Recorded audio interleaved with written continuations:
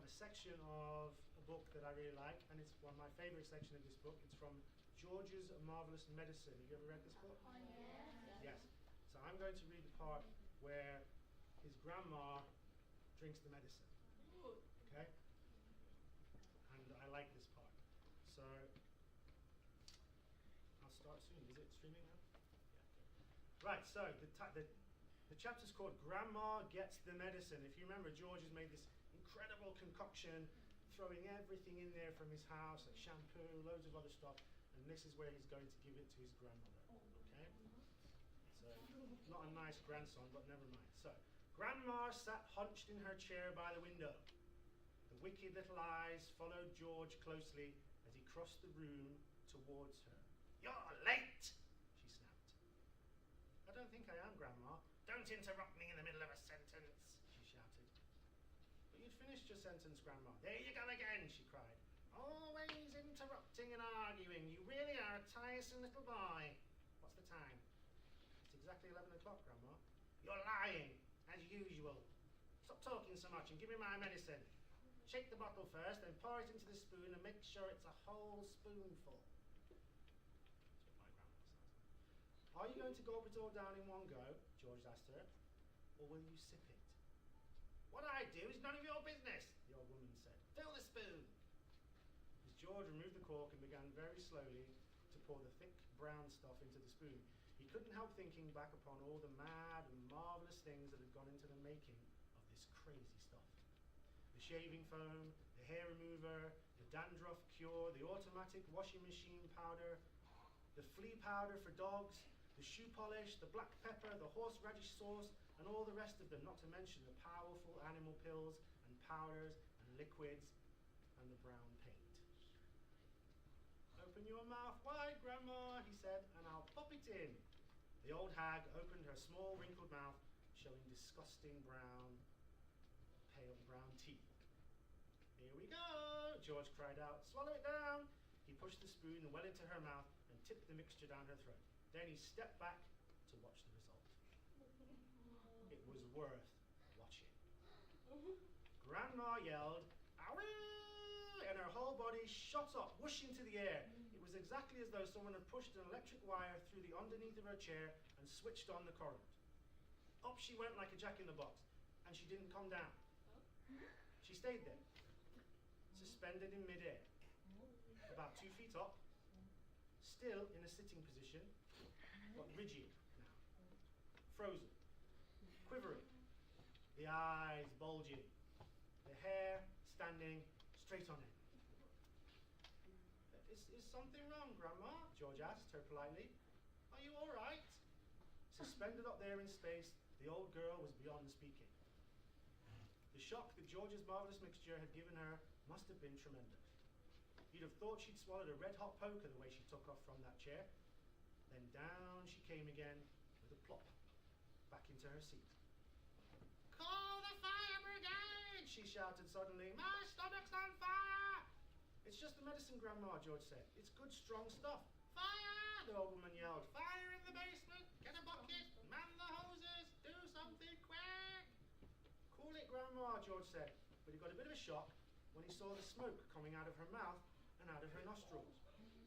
Clouds of black smoke were coming out of her nose and blowing around the room. "By golly, you really are on fire," George said. "Of course I'm on fire," she yelled. "I'll be burnt to a crisp. I'll be fried to a frizzle. I'll be boiled like a beetroot." George ran into the kitchen and came back with a jug of water. "Open your mouth, Grandma," he cried. He could hardly see her for the smoke, but he managed to pour half a jugful down her throat. A sizzling sound, the kind you get if you hold a hot frying pan under a cold tap, came up from deep down in Grandma's stomach. The old hag bucked and shied and snorted. She gasped and gurgled. Spouts of water came shooting out of her, and the smoke cleared away. "The fire's out," George announced proudly. "You'll be all right now, Grandma." "All right," she yelled. "Who's all right? There's Jackie jumpers in my tummy. There's squigglers in my belly. There's bangers in my bottom." She began bouncing up and down in the chair. Quite obviously, she was not very comfortable. "You'll find it's doing you a lot of good, that medicine, Grandma," George said. "Good?" she screamed. "Doing me good? It's killing me." Then she began to bulge. She was swelling. She was puffing all over. Someone was pumping her up, and that's how it looked. Was she going to explode? Her face was turning from purple to green. But wait, she had a puncture somewhere. George could hear the hiss of escaping air. She stopped swelling. She was going down. She was slowly getting thinner again, shrinking back and back slowly to her shrivelly old self. "How's things, Grandma?" George said. No answer. Then a funny thing happened.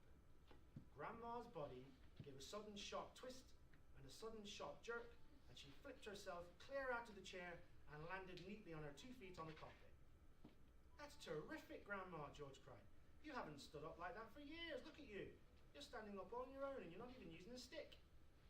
Grandma didn't even hear him. The frozen, pop-eyed look was back with her again now. She was miles away in another world. Marvellous medicine, George told himself. He found it fascinating to stand there watching what it was doing to the old hag. What next? He wondered. He soon found out. Suddenly, she began to grow. It was quite slow at first, just a very gradual inching upwards, up, up, up, inch by inch. Didn't notice. But when she passed the 5'6" mark and was going up towards being 6 feet tall, George gave a jump and shouted, "Hey, Grandma, you're growing. You're going up. Hang on, Grandma, you better stop now. You'll be hitting the ceiling." But Grandma didn't stop. It was a truly fantastic sight. This ancient, scrawny old woman getting taller and taller, longer and longer, thinner and thinner, as though she were a piece of elastic being pulled upwards by an invisible hand. When the top of her head actually touched the ceiling, George thought she was bound to stop. But she didn't. There was a sort of scrunching noise, and bits of plaster and cement came raining down. "Hadn't you better stop now, Grandma?" George said. "Daddy's just had this whole room repaired." But there was no stopping her now. Soon her head and shoulders had completely disappeared through the ceiling, and she was still going. George dashed upstairs to his own bedroom, and there she was, coming up through the floor like a mushroom. "Whoopee!" she shouted, finding her voice at last. "Hallelujah! Here I come!" "Steady on, Grandma," George said. "With a hey, let me know, and up we go!" she shouted. "Just watch me grow!" "This is my room," George said. "Look at the mess you're making." "Terrific medicine," she cried. "Give me some more." "She's dotty as a donut," George thought. "Come on, boy, give me some more," she yelled. "Dish it out. I'm slowing down." George was still clutching the medicine bottle in one hand and the spoon in the other. "Oh well," he thought, "why not?" He poured out a second dose and popped it into her mouth. What? "Hooray!" she screamed, and up she went again. Her feet were still on the floor downstairs in the living room, but her head was moving quickly towards the ceiling of the bedroom. "I'm on my way now, boy," she called down to George. "Just watch me go." "That's the attic above you, Grandma," George called out. "I'd keep out of there. It's full of bogs and bogles." Crash! The old girl's head went through the ceiling as though it were butter. George stood in his bedroom, gazing at the shambles. There was a big hole in the floor, another in the ceiling, and sticking up like a post between the two was the middle part of Grandma. Her legs were in the room below, her head in the attic. "I'm still going," came the old screechy voice from up above. "Give me another dose, my boy, and let's go through the roof." "No, Grandma, no," George called back. "You're busting up the whole house." "To heck with the house," she shouted. "I want some fresh air. I haven't been outside for 20 years. "By golly, she is going through the roof," George told himself. He ran downstairs. He rushed out into the back door into the yard.